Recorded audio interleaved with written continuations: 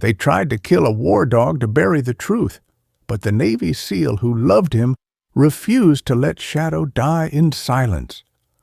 What happened next shocked the entire military, because inside that wounded dog was evidence of a betrayal so dark it destroyed an entire SEAL team. And Shadow, barely clinging to life, was the only witness left. But when the killers came to finish the job, Shadow did the unthinkable. With his last strength, he rose, fought, and revealed a miracle no one saw coming. Before we begin, tell us where you're watching from, and subscribe for more stories of faith, courage, and the miracles God hides in the darkest places. The rain outside Port Haven Military Hospital came in steady lines, whispering against the glass like a patient heartbeat. Inside, the air smelled of disinfectant and faint metal, clean, controlled, and cold. Most of the wing was quiet at this hour. Only a few nurses moved between dimly lit rooms. Room 407 was one of them. Ethan Ward stood by the door, hands buried in his jacket pockets, eyes fixed on the metal frame of the bed before him. On it lay Shadow, his old K-9 partner from Afghanistan, motionless, except for the slow rhythm of a breathing machine. The attending veterinarian, Captain Royce, stood at the bedside with a clipboard pressed loosely against his arm. "He's been stable for 3 days," Royce said in a low, measured tone. Stable, but unresponsive. No reflexes, no movement, no neural activity we can confirm. "We've done everything possible, Lieutenant." Ethan nodded but didn't answer. He wasn't here to argue, not yet. The quiet hum of the monitors filled the space between them. Royce sighed, setting the clipboard down. "The board has approved humane termination for tomorrow morning. It's not an easy call, but it's the right one." Ethan finally looked up, his eyes tired but steady. "You mean it's the easiest one?" Royce didn't reply. Years in field medicine had hardened him. He had seen soldiers cling to hope until it broke them. Still, there was something in Ethan's tone, not defiance, but conviction, born from experience. The captain hesitated, then gave a small nod before leaving the room. The door clicked softly behind him. Ethan took the chair near the bed and sat down, exhaling slowly. The machine's pulse ticked faintly, an artificial reminder that time still moved, even when life didn't. Shadow's fur was patchy, where the burns had healed unevenly. A faint scar traced down his side, the reminder of that day in Kandahar when everything went wrong. Ethan could still smell the dust when he closed his eyes. He had been leading a 4-man SEAL unit on a reconnaissance run when the IED hit.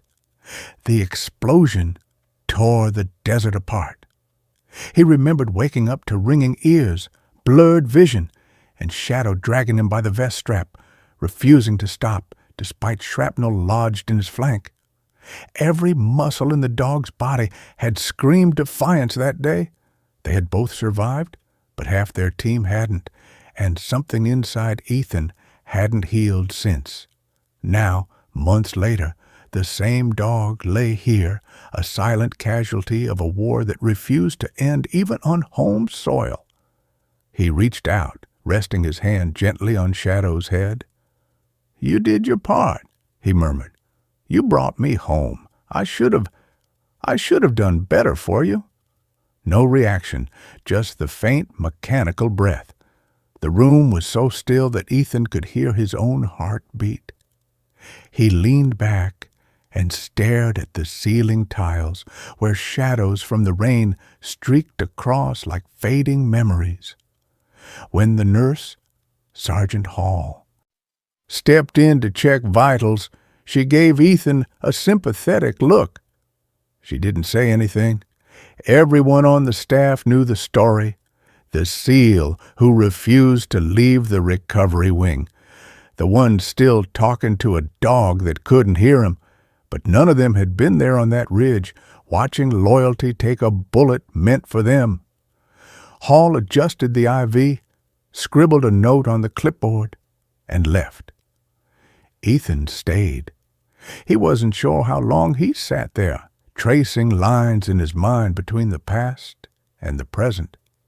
He thought about the two names etched into the small memorial plaque he kept in his locker, his fallen teammates. He thought about the sound of their laughter before the mission, about how silence had followed ever since. War had a way of hollowing men out, leaving them searching for pieces that no longer fit. For Ethan, Shadow had been that last piece, the only living proof that something good had once fought beside him. The fluorescent light flickered, and for a second he thought he saw movement, the faintest ripple beneath the sheet. He leaned forward, heart tightening, eyes on Shadow's chest. Nothing, just the hum of the respirator. Still, he couldn't shake the feeling. He whispered again, softer this time. You always knew when I was lying to you, so don't lie to me now, all right? You're still in there. Another minute passed, then another, and then, barely perceptible, Shadow's ear twitched, a tiny involuntary flicker gone almost before it started. Ethan froze. His rational mind told him it was a reflex, a meaningless spasm. But his instinct, the one forged in battle and brotherhood, told him something else. He pressed his palm over the dog's chest. There, a faint, irregular rhythm, fragile but real. Not the machine, not imagined. His throat tightened. That's it, he whispered. That's you. The monitors didn't react. The numbers stayed the same, indifferent to what Ethan felt under his hand. But he didn't need proof. He knew the difference between dying and fighting. He'd seen both too many times. The clock on the wall ticked toward dawn. He sat there, unmoving, watching the first pale light bleed into the room. The storm outside had eased, leaving behind only the soft hiss of wet pavement. Somewhere down the hall, the sound of a mop bucket rolling echoed faintly, the routine rhythm of a place that had forgotten miracles. Ethan looked at the dog one last time before standing. He adjusted the sheet gently, covering Shadow's paw. You hang on, he murmured. I'll figure out what's next. As he reached for the light switch, the faintest breath escaped from the bed, softer than the hum of the machines. He turned, heart pounding, but the room had already gone still again. Maybe it was nothing. Maybe it was everything. He didn't know, but as he stepped into the hallway, he felt it, that small, stubborn pulse of hope that refused to die, the same kind that once kept them both alive in a desert halfway around the world. And for the first time in months, Ethan Ward walked away, not as a man mourning what he'd lost, but as a soldier waiting for a sign. The morning at Port Haven came without warmth. Gray light pushing through the blinds, flattening every shadow into silence. Ethan Ward hadn't left the room all night. The stale air clung to him like the weight of a uniform he no longer wore.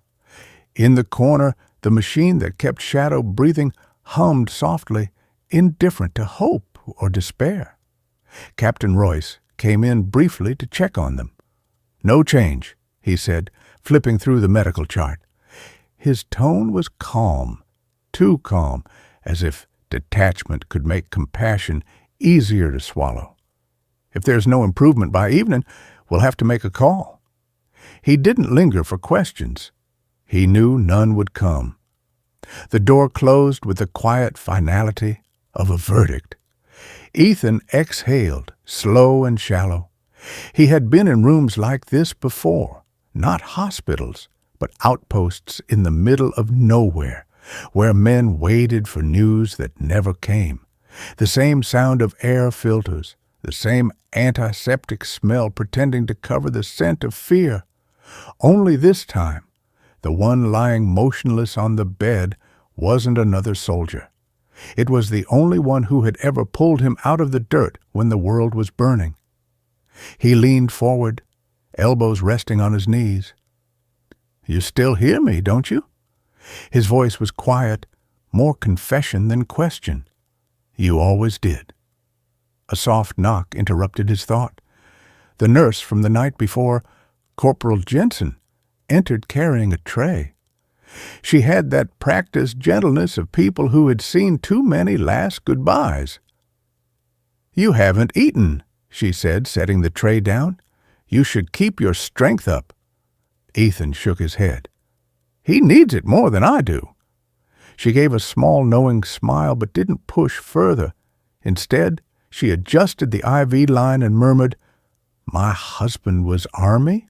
Lost him in Fallujah. We had a shepherd, too. He wouldn't eat for a week after the funeral. Sometimes I think they understand more than we do." Ethan finally looked at her. They do. When she left, the room felt smaller, quieter, as though even the air was holding its breath. Ethan looked down at Shadow again. The dog's body barely moved under the thin sheet, but Ethan swore he could feel something. Not life exactly, but a presence. That unspoken bond that war carved between beings who bled together.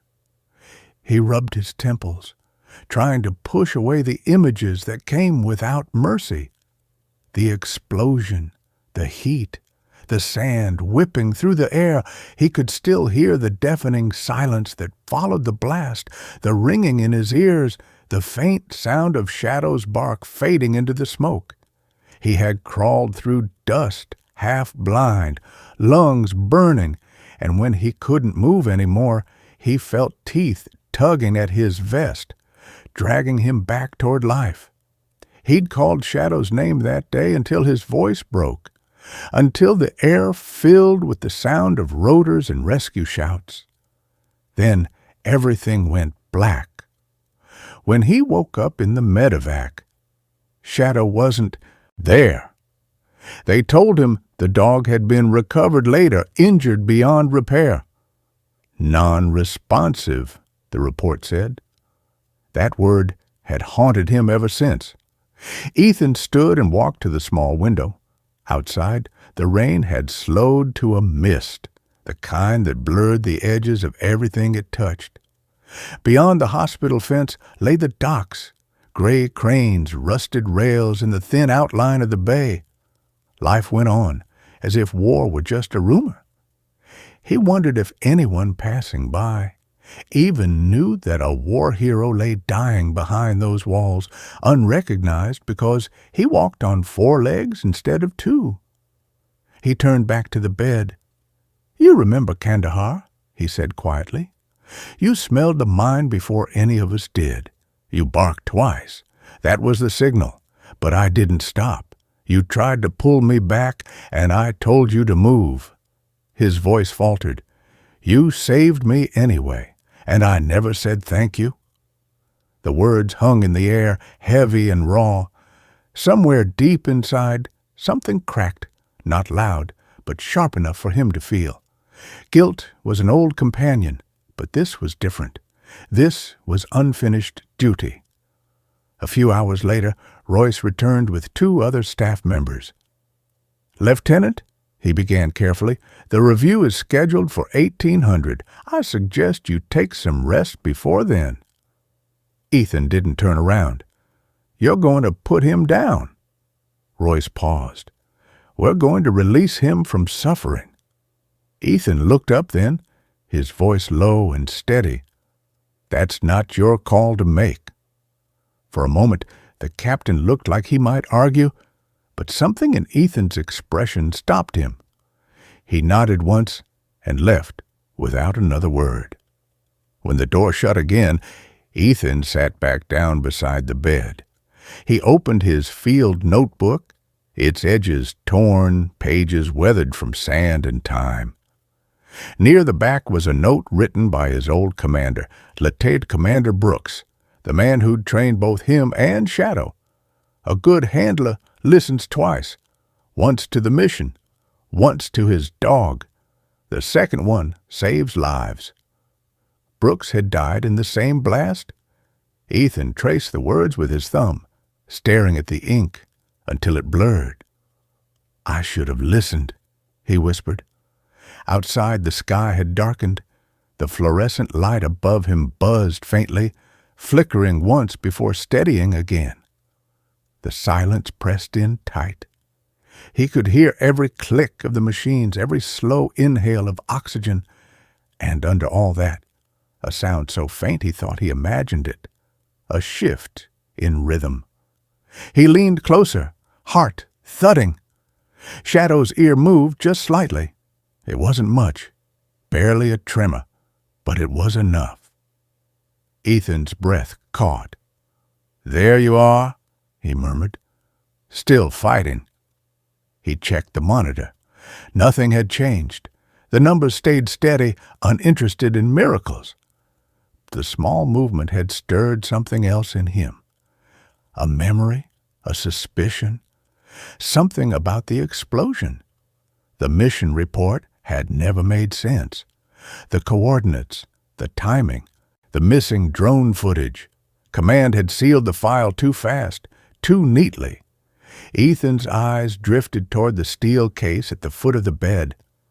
Shadow's old gear. The lock glinted faintly in the low light, marked with the standard Navy stamp, "Do not access. Command property." He remembered seeing the same warning on equipment they weren't supposed to question, and that, more than anything, made him want to open it. He ran a hand over the case, hesitating. "You always had a way of finding what others missed," he said softly to the still figure on the bed. "Guess it's my turn now." He stood, listening to the rain outside picking up again, steady, relentless. Then he reached for his utility knife and pressed it against the padlock. A quiet snap broke the silence. The lid lifted, and inside, beneath the folded harness, lay a small, charred device. The field camera every K9 wore in combat. Its surface was cracked, the lens scorched, but the data light still faintly blinked red. Ethan stared at it, pulse quickening. The tag beside it read, "Recovered. Do not view." He looked back at Shadow, then at the device again. "What did they make you see out there?" he whispered. The rain outside deepened into thunder, a slow rumble that rolled across the bay. Ethan slid the device into his pocket, the faint red light pulsing against his palm like a heartbeat. For the first time since the explosion, he felt something close to purpose. Whatever was on that footage, it wasn't meant to be found, and that meant it was exactly what he needed to see. Night settled quietly over Port Haven Military Hospital. The rain had thinned to a slow drizzle, leaving streaks across the tall windows of the recovery ward. Inside room 407, the only light came from the small monitor beside Shadow's bed, its dim green glow pulsing in rhythm with the machine that kept him alive. Ethan Ward sat in the same chair as always, his posture rigid, his eyes heavy but alert. He hadn't moved much since dawn. Something inside him, some stubborn, unrelenting part, refused to accept stillness as defeat. On the small metal table next to him lay the battered steel case he'd unlocked earlier that day. Inside, beneath Shadow's folded harness, had been the damaged field camera, the one marked "Do Not Access." Ethan had stared at that red tag for hours, trying to decide what kind of truth it was meant to hide. But truth, he'd learned, had a way of surviving longer than secrets. He turned his gaze back to Shadow. The dog's chest rose and fell under the thin blanket, faint but steady. Ethan leaned forward and said quietly, "You remember the sound, don't you? The signal." His voice cracked slightly as he spoke. He reached into his duffel bag and pulled out a small orange rubber ball, its surface worn smooth with years of use.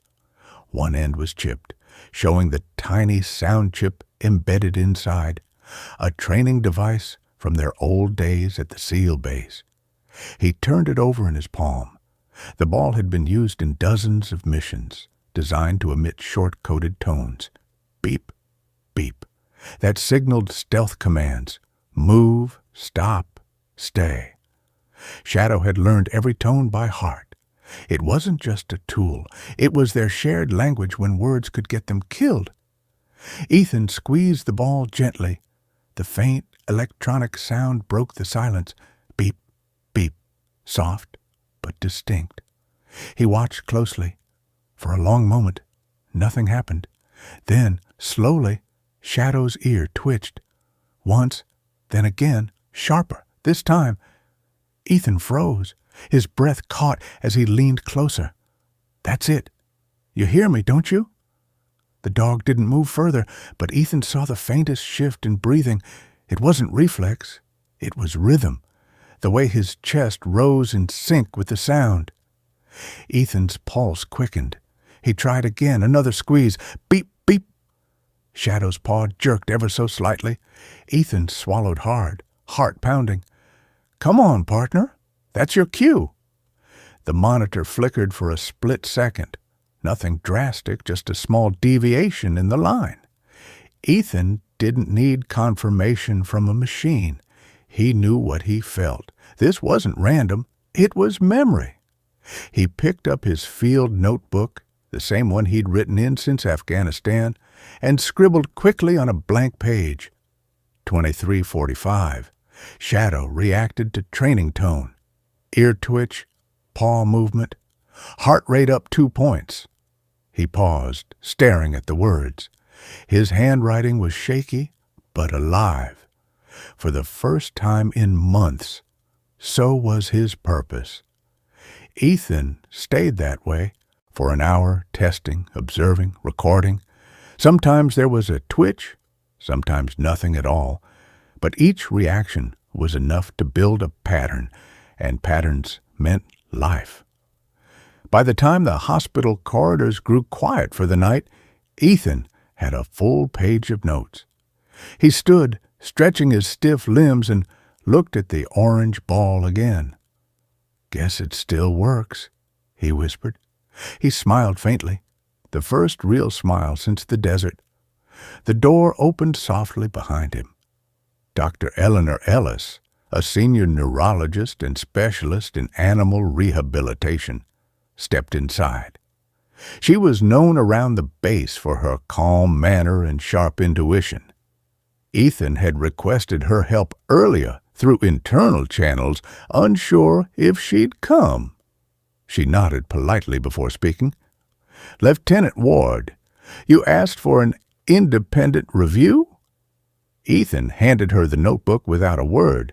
She flipped through the pages, her eyes scanning each line. Then he showed her the ball. Training signal device. He reacted to it, not reflex, recognition. Dr. Ellis crouched beside the bed, watching Shadow carefully. "You're saying the auditory cortex still responds to conditioned sound?" "Yes," Ethan said quickly. "Not to random noise, only to this." He squeezed the ball again. Beep, beep. This time, Shadow's paw lifted slightly, almost imperceptible, but undeniable. Ellis raised her eyebrows. "I'll be damned," she murmured. She adjusted the oxygen mask, then glanced at Ethan. "You kept data logs?" He nodded. "Every reaction, every time interval." She studied him for a moment, reading the exhaustion and certainty behind his eyes. "I can file a request for a wake stim test, low-voltage neuroreactivation using sound cues. It's experimental, and it won't be approved easily." "Then we won't ask," Ethan replied without hesitation. "We'll show them." Ellis allowed herself a small smile. "That's a very SEAL thing to say." Over the next hour, they set up a small diagnostic unit. Nothing advanced, just portable EEG sensors and an acoustic generator Dr. Ellis borrowed from the rehab lab. When she activated the system, Ethan's pulse climbed. "Ready?" she asked. He nodded. "Go ahead." The first sound that came through the speakers wasn't the sterile hum of medical equipment. It was a familiar tone, one Ethan had used hundreds of times in the field. Beep, pause. Beep, beep. For a moment, there was only stillness. Then, under the soft blanket, Shadow's tail moved, a single, deliberate motion. Ethan froze. Dr. Ellis leaned forward, eyes wide, as the EEG monitor spiked briefly. "Neural activity confirmed," she whispered, her voice trembling with restrained excitement. Ethan reached for Shadow's head, his voice breaking. "It's me, buddy. Ethan, you made it home." The dog's eyelids fluttered, just once, but enough to let the room go silent except for one voice. Dr. Ellis's, barely, above a whisper. "He's back." For a long moment, Ethan couldn't breathe. Every scar, every sleepless night, every ounce of guilt felt like it lifted all at once. He leaned forward, forehead resting against Shadow's, and whispered, "Welcome home." Outside, the rain finally stopped. The moon broke through thin clouds, casting a pale light across the window pane. Inside, the machine's rhythm steadied. Not the pulse of survival, but the sound of something choosing to live again. Ethan turned to Dr. Ellis, voice low but firm. "Whatever happened out there, it's not over. This is just the beginning." Dr. Ellis studied him for a moment, then gave a slow nod. "Then let's find out what he remembers." Morning came to Port Haven in the color of steel. The rain had stopped, but the clouds hadn't left. They hung over the bay like heavy curtains, trapping the air in a kind of dull suspense. Inside the recovery ward, news had already spread. Whispers moved from one nurse's station to another. The canine that woke up, the impossible recovery, the SEAL who wouldn't give up. Most called it a miracle. Others called it a mistake waiting to happen. Ethan Ward didn't care what they called it. All he knew was that Shadow was breathing on his own now.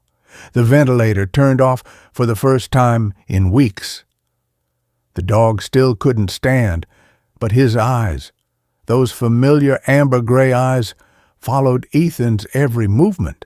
That alone was enough. Dr. Ellis had stayed late into the night, running tests and documenting the neurological readings. "We'll need authorization before releasing this data," she'd told him.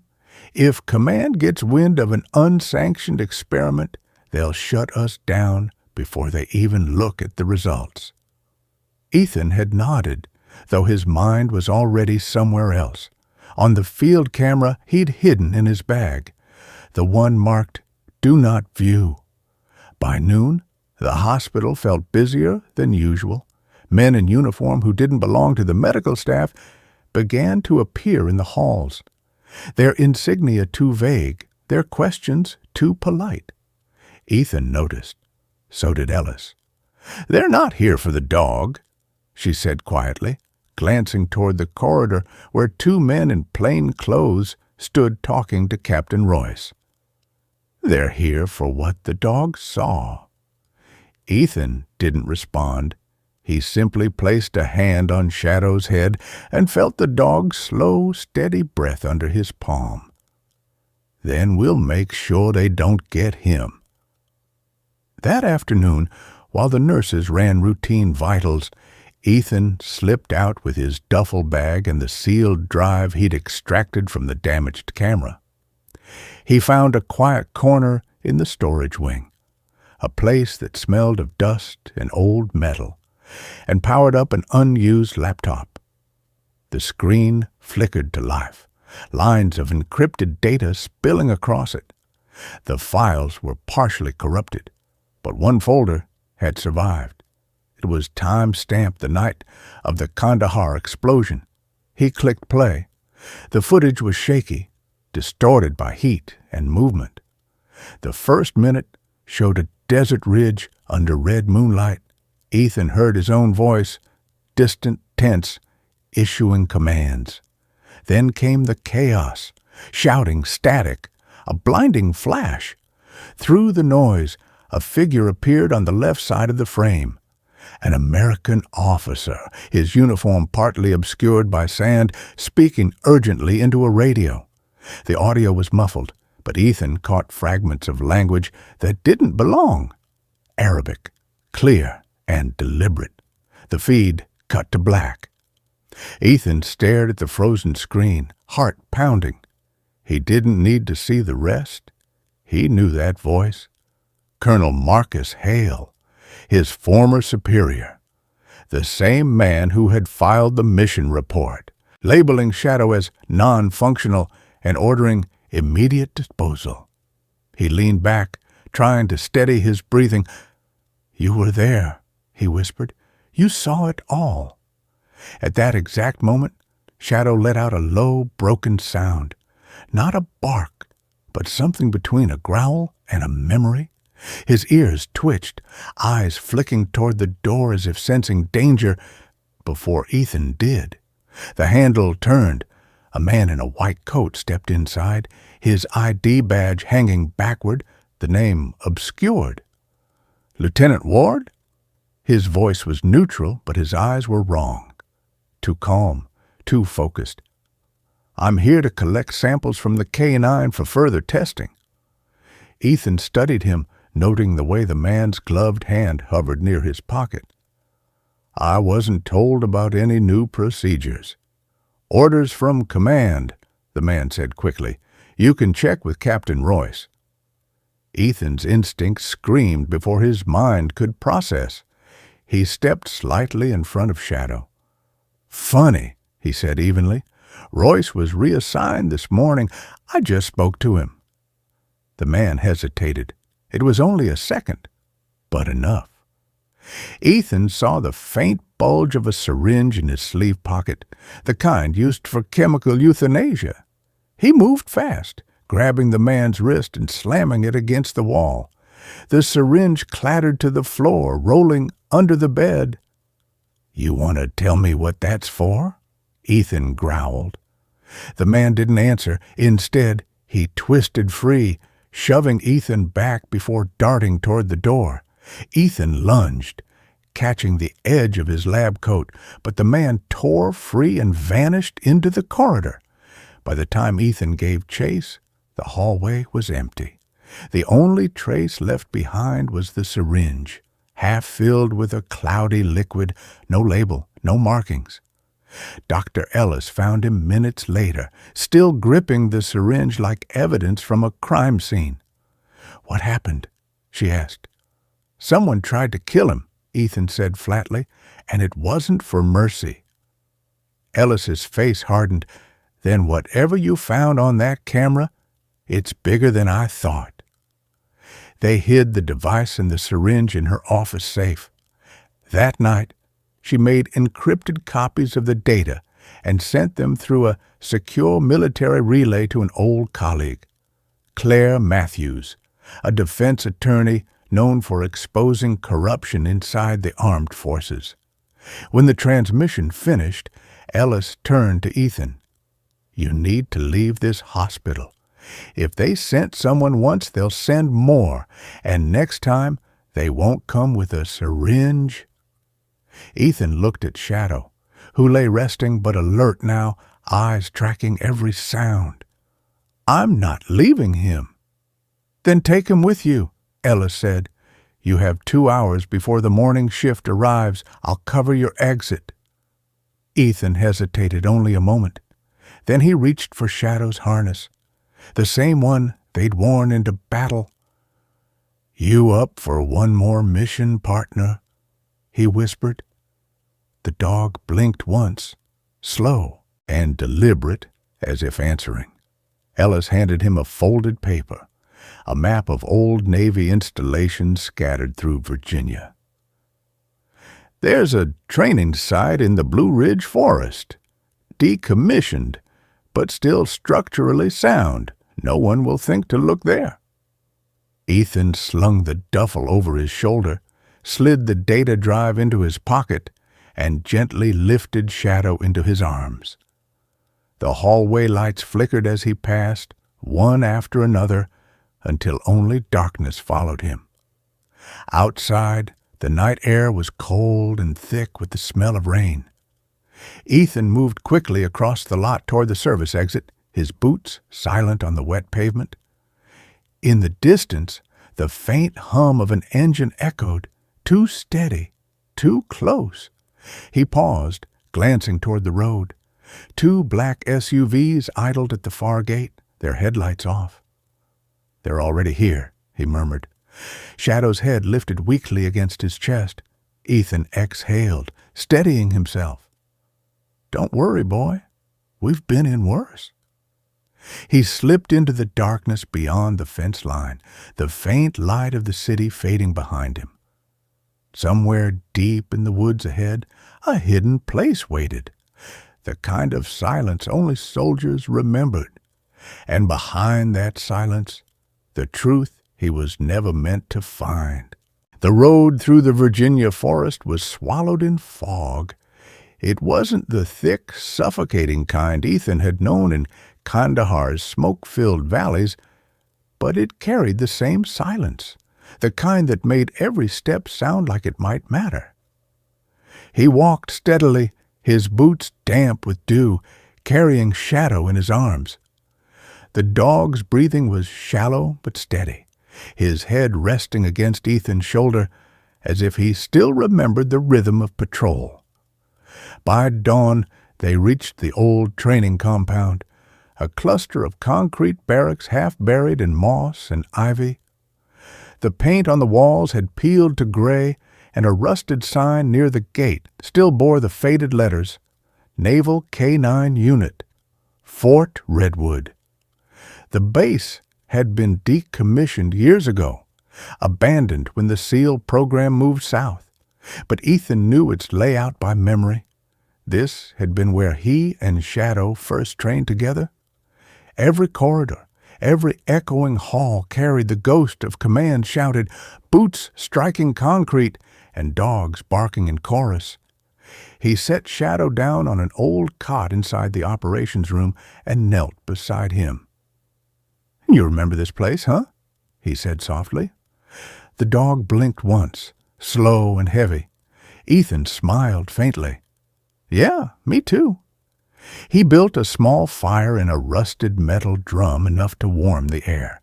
Then he unpacked the essentials: water, medical rations, a field radio, and the encrypted drive that contained Hale's betrayal. He turned the drive over in his hand, a simple black piece of plastic, yet heavier than any weapon he'd ever carried. Somewhere inside it was the truth that had cost good men their lives. Before long, the radio crackled to life. Dr. Ellis's voice came through, faint and distorted. "Ethan, do you read me?" "Loud and clear," he replied, adjusting the signal. "We made it to Fort Redwood." "Good.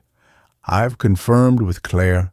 The footage is valid. It matches military timestamp records from the Kandahar operation. But there's more." Her voice lowered. "The order to euthanize Shadow didn't come from medical command. It came from the intelligence division. And Hale's name isn't alone on the paperwork. Someone higher authorized it." Ethan clenched his jaw. "Who?" "I don't know yet. Claire's digging. But you need to stay out of sight until she secures protection orders. They'll come for that data, and for you." He glanced at Shadow, who was stirring faintly. "They already did." Ellis hesitated. Be careful, Ethan, and thank you for not giving up on him." When the line went dead, the quiet returned, a kind of heavy, waiting quiet. Ethan sat beside the cot, lost in thought. He reached for Shadow's harness and began cleaning it with a rag, wiping off the dried blood and dust. The motion felt almost ritualistic. "You saved me twice now," he murmured. "Guess it's my turn." Hours passed. The forest outside shifted from gray to amber as evening light bled through the broken windows. Ethan tried to rest, but his mind kept replaying the footage, Hale's voice, the Arabic transmission, the explosion. The betrayal had been buried under years of classified reports. Now it was alive again, breathing in his hands. He was still thinking when a sound cut through the silence. The faint crunch of gravel outside, not wind, not an animal. Boots. Ethan froze. He reached for his pistol, moving to the window. Through the mist, he saw the outline of a vehicle, an unmarked SUV parked near the outer fence. One figure stepped out, then another. Both moved with military precision. He whispered to Shadow, "Stay." The dog's ears twitched, but he didn't make a sound. Ethan crouched by the wall, watching through the narrow gap. The men scanned the perimeter with flashlights, speaking quietly into radios. Their gear bore no insignia. Private contractors. Hale's cleanup crew. Ethan exhaled slowly, forcing calm into his voice. "All right, partner, we've got company." He moved quickly, disabling the old generator to darken the building. Then he retrieved the data drive and slipped it into a small waterproof pouch, which he tied around Shadow's collar. "If they get me, you keep running. Got it?" Shadow made a low rumble deep in his chest, the same sound he used to make before a mission. Ethan almost smiled. "That's what I thought." The first window shattered. A flash bang rolled across the floor. Ethan dove behind a desk as the blast went off, the shock wave rattling the walls. Smoke filled the room, but he'd been through worse. He waited 2 seconds, counted the footsteps, then fired twice through the doorway. One hit, one miss. He dragged Shadow toward the rear exit, ducking behind overturned crates. Outside, the air was cold and smelled of gunpowder. He could see the tree line 50 yards ahead. If they could make it there, they'd vanish into the forest. "Almost there," he whispered. But a voice called out from the fog, deep and familiar. "You can't run forever, Ward." Ethan stopped. The silhouette stepped into view. Colonel Marcus Hale, dressed in civilian black, his sidearm drawn, face half lit by the reflection of firelight. "You should have left it alone," Hale said. "That file was never meant to see daylight." Ethan tightened his grip on the pistol. "Neither were you, sir." Hale smirked. "That dog of yours, you think it's loyal to you? It's carrying something far more dangerous than you realize. The chip in its neck recorded every encrypted frequency from that mission, including ours. It's a liability, not a hero." Ethan's eyes narrowed. It's the only honest witness left. The tension broke in a heartbeat. Hale fired first, the bullet grazing Ethan's shoulder as he ducked behind a crate. Shadow growled, baring his teeth despite the weakness in his limbs. Ethan rolled, returned fire, hitting Hale's arm. The colonel stumbled, but didn't fall. Then came another sound. The low hum of a drone overhead, its red light sweeping across the base like an unblinking eye. Hale shouted into his radio, "Target acquired! End it now!" Ethan realized the truth too late. They weren't here to capture him. They were going to erase the entire site. He turned to Shadow. "We move now!" They sprinted through the mud toward the forest as the drone's engine roared higher. Ethan heard the whistle of descending artillery, a short-range missile, the kind used for covert cleanup operations. He dove behind a collapsed bunker, covering Shadow with his body. The explosion hit seconds later, tearing through the old compound in a wave of fire and dust. When the sound faded, Ethan's ears rang with silence. He looked up. The buildings were gone, nothing but smoke and ash. But he was still breathing. Shadow was alive beside him, trembling but unharmed. Ethan stared at the horizon, glowing with flame. "They'll think we're dead," he said quietly. "Good." He lifted the dog gently and began walking deeper into the forest. The world behind them burned, but ahead, somewhere, waited the people who still believed in justice and the truth that no explosion could bury forever. Night fell over the Blue Ridge forest with a weight that felt almost ancient. The fire from the destroyed training base still glowed faintly behind Ethan, a dying ember swallowed by trees. He moved through the underbrush with Shadow in his arms, each step steady, deliberate, and painful. His shoulder throbbed from Hale's bullet, but he ignored it. He had ignored worse. Shadow's breathing rasped against his chest, each exhale trembling with exhaustion. Yet the dog refused to close his eyes fully, as if he knew the hunt wasn't over. Ethan paused behind a fallen log, crouched low, and listened. Only the wind answered. For a moment, he almost believed they had escaped.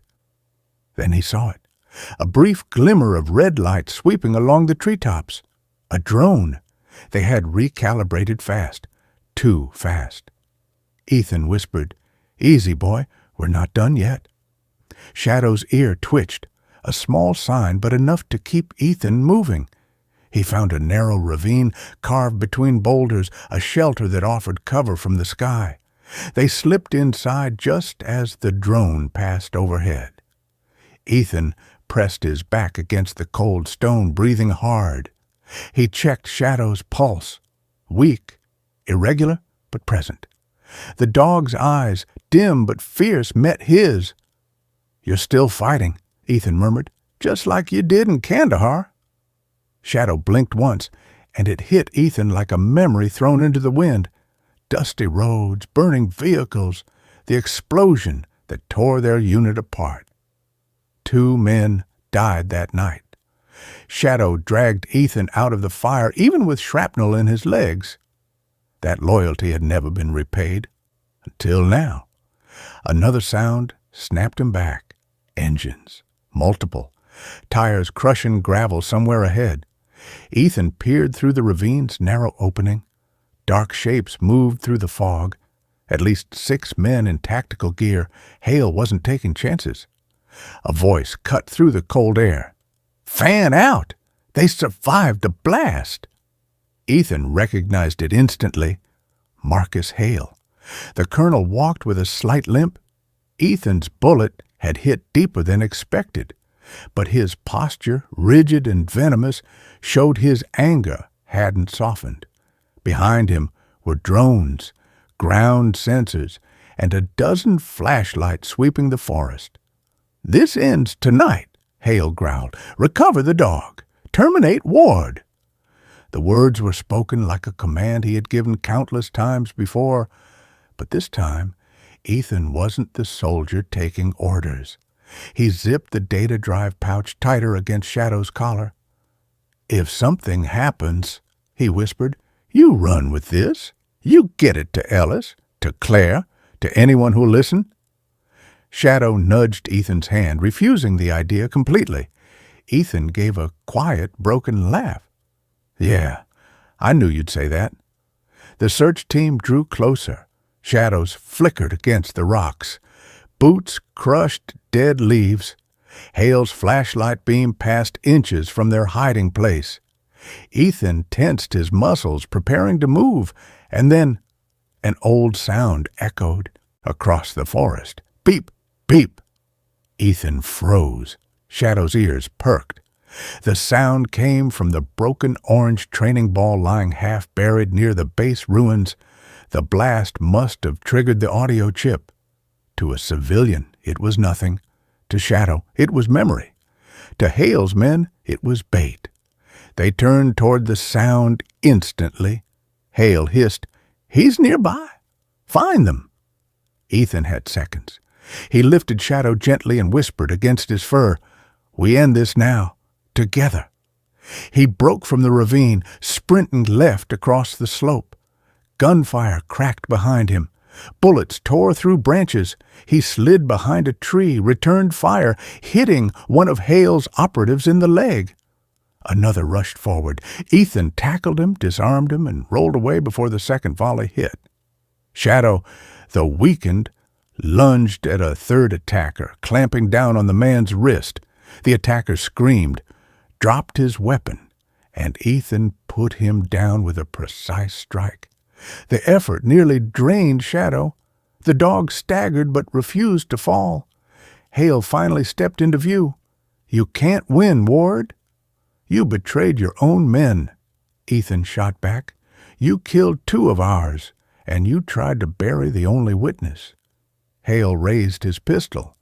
"Shadow's not a witness. He's evidence." Ethan fired first. Hale dodged behind a tree, returning fire. The shots danced between them, sharp, violent, echoing through the forest. Ethan moved to flank him, but Hale anticipated it, cutting him off with a burst of suppressed fire. Ethan dove behind a rock, breath ragged. Shadow growled, a sound torn between pain and fury. The dog tried to get up, failed, then tried again. His loyalty would not let him stay down. Hale stepped toward Ethan's position, blade in hand now, confident he had cornered his prey. "You should have stayed dead with your team." Ethan rose to meet him. They collided in a brutal struggle, punches, elbows, knee strikes. The blade grazed Ethan's ribs. He slammed Hale against the trunk, but the colonel fought with the desperation of a man protecting his empire. Hale overpowered him, ramming Ethan to the ground. The knife rose, ready to plunge, and then Shadow moved. The dog, fueled by nothing but instinct and love, launched forward. Teeth sank into Hale's forearm, stopping the blade inches from Ethan's throat. Hale screamed, swinging wildly. Shadow held on until his strength broke. Hale hurled the dog aside. Shadow hit the ground with a sick thud, whimpering. Something inside Ethan snapped. Not anger, something deeper. The kind of fury born from losing brothers, losing trust, losing the last thing that tethered you to the world. He surged upward, disarmed Hale, and slammed him to the forest floor. Hale fought back, but Ethan's strikes came faster, harder, fueled by every memory of Kandahar, every betrayal, every time Shadow's heartbeat almost faded. The knife slipped from Hale's fingers. Ethan didn't hesitate. He ended it. The forest went silent. Ethan stumbled to Shadow and cradled him in his arms. The dog's chest rose faintly. "Shadow, buddy, stay with me." Shadow opened his eyes, weak, unfocused, yet filled with trust. Trust so absolute it hurt. Ethan held him tighter as distant sirens grew nearer. It was Claire and the military police. Ellis had traced the distress signal. Lights cut through the trees, voices shouted. The world rushed in too fast. But Ethan felt only one thing, the slow, uneven breaths against his chest. "Don't you die on me again, Shadow." Shadow licked Ethan's wrist, a tiny final gesture of recognition.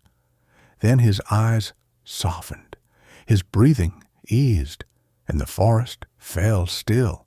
Ethan didn't cry at first. Seals weren't taught to cry. But grief is older than discipline. He bowed his head over his dog, the only soul who had never betrayed him, and let the silence carry what words could not. Claire found him minutes later, kneeling with Shadow in his arms. She whispered, "We've got everything, the evidence, the transmissions.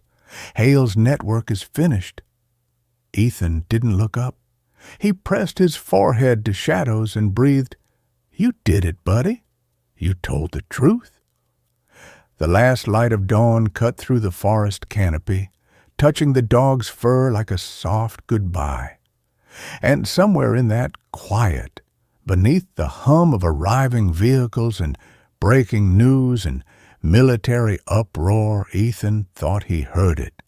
A faint, familiar sound, beep, beep, the echo of a loyalty that refused to die.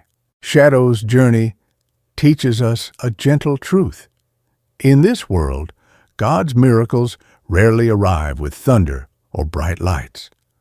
More often, they come quietly, in the loyalty of a faithful companion, in the courage to protect what is right, and in the strength to stand up when everyone else walks away.